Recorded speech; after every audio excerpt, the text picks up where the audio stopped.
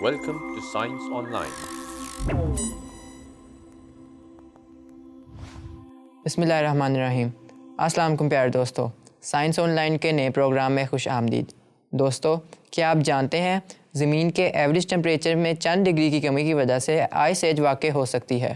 تقریباً 20,000 سال پہلے آئس ایج میں کینیڈا کی زیادہ تر زمین گلیشیئرز میں ڈھکی ہوئی تھی۔ چلیں پروفیسر رومی سے جانتے ہیں کہ آئس ایج کیا ہے۔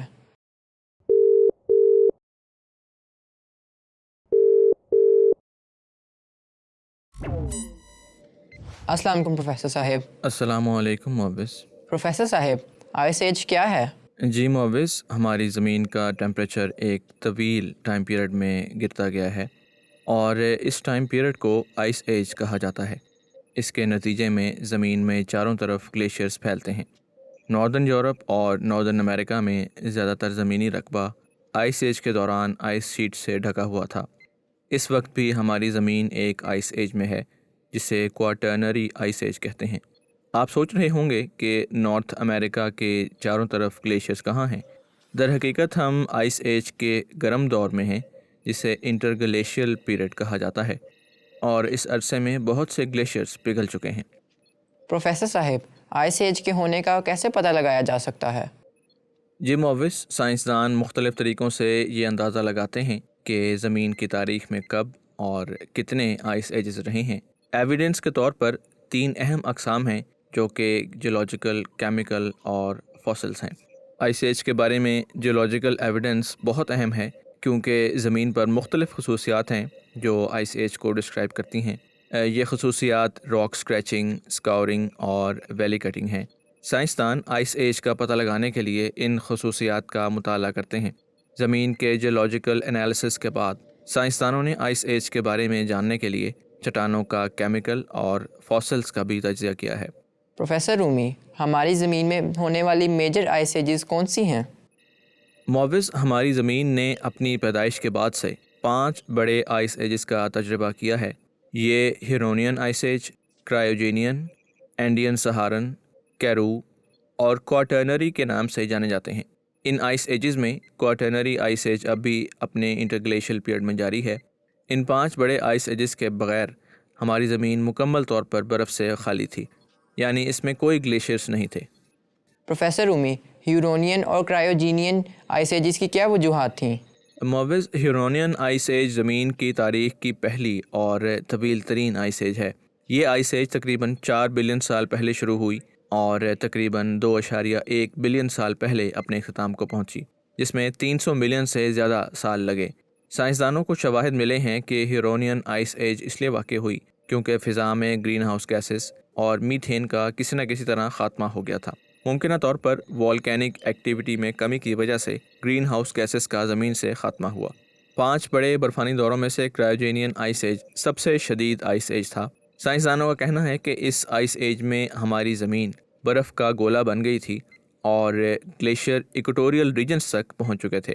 یہ آئس ایج تقریباً 720 ملین سال پہلے ہوا اور 630 ملین سال پہلے ختم ہو گیا۔ پروفیسر رومی، باقی 3 آئس ایجز کی بھی ڈیٹیلز بتائیں۔ جی معوض، زمین کے 5 میجر آئس ایجز میں تیسرے نمبر پر اینڈین سہارن آئس ایج ہے جو کہ 460 ملین سال پہلے واقع ہوا تھا۔ یہ آئس ایج 40 ملین سال تک جاری رہا۔ کیرو آئس ایج آخری بڑا برفانی دور ہے جو 360 ملین سال پہلے سے تقریباً 100 ملین سال تک جاری رہا۔ اس آئس ایج کو کیرو کا نام دینے کی وجہ یہ ہے کہ ساؤتھ افریقہ میں برفانی ٹائل اسی آئس ایج میں بنے تھے۔ کوارٹرنری آئس ایج موجودہ آئس ایج ہے جس میں ہم جی رہے ہیں۔ یہ تقریباً 25 لاکھ سال پہلے شروع ہوا اور اب تک جاری ہے، اور اب ہم اس آئس ایج کے انٹرگلیشیل پیریڈ میں رہ رہے ہیں جو زیادہ گرم ہے۔ زیادہ تر کانٹیننٹل آئس شیٹس جو اس آئس ایج میں تیار ہوئیں اب صرف گرین لینڈ اور انٹارکٹیکا میں موجود ہیں۔ پروفیسر صاحب، آئس ایج کی وجوہات کیا تھیں؟ ہماری زمین اپنی پیدائش کے بعد سے بہت سی بیرونی اور اندرونی تبدیلیوں کا سامنا کر رہی ہے۔ یہ تبدیلیاں گلوبل کلائمیٹ پر بہت زیادہ اثر انداز ہوتی ہیں اور ایوریج ٹیمپریچر میں تبدیلی کا سبب بنتی ہیں۔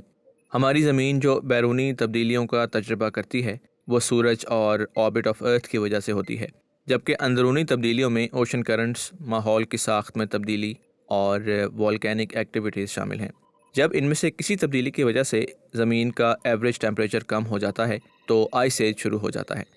پروفیسر صاحب، آئس ایج کے دوران کون سے جانور رہتے تھے؟ مووس آئس ایجز کے دوران دنیا کے مختلف خطوں میں رہنے والے جانوروں کی بہت سی اقسام تھیں، جن میں سے کچھ اہم جانوروں کے بارے میں ہم بات کرتے ہیں۔ وولی میمتس بڑے بالوں والے ہاتھی تھے جو نارتھ امریکہ، یورپ اور ناردرن ایشیا میں رہتے تھے۔ اسی طرح سیبر ٹوتھ کیٹس لمبے خمدار دانتوں والی گوشت خور بلیاں تھیں جو نارتھ امریکہ اور ساؤتھ امریکہ میں رہتی تھیں۔ جائنٹ گراؤنڈ سلوتھس بڑے آہستہ چلنے والے ہربی وورس تھے جو کہ نارتھ اور ساؤتھ امریکہ میں رہتے تھے۔ اسی طرح ڈائر وولفز جو بڑے سائز کے بھیڑیے تھے جو نارتھ امریکہ میں رہتے تھے۔ کیو بیئرز بڑے سائز کے ریچھ جو یورپ اور ایشیا کے غاروں میں رہتے تھے۔ جائنٹ بیورز جو کہ نارتھ امریکہ میں رہتے تھے۔ میگالوسورس بہت بڑے سینگوں والا بہت بڑا ہرن جو کہ یورپ میں رہتا تھا۔ اسی طرح گلپٹوڈون ایک آرمڈ میمل تھا جو کہ ایک دیوقامت آرمڈیلو سے مشابہت رکھتا تھا اور یہ ساؤتھ امریکہ میں رہتا تھا۔ پھر وولی رائنوسرس بڑے بڑے بالوں والا گینڈا جو کہ یورپ اور ایشیا میں رہتا تھا۔ یہ ان جانوروں کی چند مثالیں ہیں جو مختلف وقت اور علاقوں میں آئس ایجز میں رہتے تھے۔ پروفیسر صاحب، آئس ایجز میں انسان کیسے زندہ رہتے تھے؟ جی مووس، آئس ایجز کے دوران انسان اپنے ماحول کے مطابق اپنے آپ کو ڈھال کر سرد درجہ حرارت اور سخت حالات سے نمٹنے کے لیے نئی ٹیکنالوجیز اور حکمت عملی تیار کر کے زندہ رہتے رہے ہیں۔ مثال کے طور پر جیسے ہی آب و ہوا میں تبدیلی آئی، انسانوں نے خوراک کی تلاش میں اور ان علاقوں سے بچنے کے لیے ہجرت کی جو گلیشیشن کی وجہ سے انہیبیٹیبل ہو گئے تھے۔ انسانوں نے اپنے آپ کو سردی سے بچانے کے لیے جانوروں کی کھالوں سے گرم لباس تیار کیا اور اپنے آپ کو سردی اور ہوا سے بچانے کے لیے پناہ گاہیں بنائیں جیسے کہ غار، جھونپڑی اور اگلو وغیرہ۔ انسانوں نے آگ پیدا کرنے اور اس پر قابو پانے کا طریقہ سیکھا جس نے گرمی، روشنی اور کھانا پکانے کا طریقہ فراہم کیا۔ سرد آب و ہوا میں زندہ رہنے کے لیے اپنے شکار کرنے اور جمع کرنے کی حکمت عملیوں کو اپنایا۔ انہوں نے بڑے جانوروں جیسے کہ میمتس، رینڈیئر اور بائسن وغیرہ کا شکار کیا اور گری دار میوے، بیر اور دیگر پودے اکٹھے کیے۔ انسانوں نے نئے اوزار اور ہتھیار تیار کیے جیسے نیزے اور چاقو وغیرہ۔ انسانوں نے سخت ماحول میں زندہ رہنے کے لیے سماجی ڈھانچے اور تعاون تیار کیا اور انہوں نے شکار کرنے، جمع کرنے اور وسائل کا اشتراک کرنے کے لیے مل کر کام کیا۔ اس طرح سے آئس ایجز میں انسانوں نے سروائیو کیا۔ شکریہ پروفیسر صاحب، آپ نے اہم معلومات فراہم کیں۔ شکریہ مووس۔ جی تو دوستو، آج کے پروگرام میں ہم نے آئس ایج کے بارے میں جانا۔ امید ہے آپ کو آج کا پروگرام اچھا لگا ہوگا۔ آپ سے نئے پروگرام میں نئے ٹاپک کے ساتھ ملیں گے، تب تک کے لیے خدا حافظ۔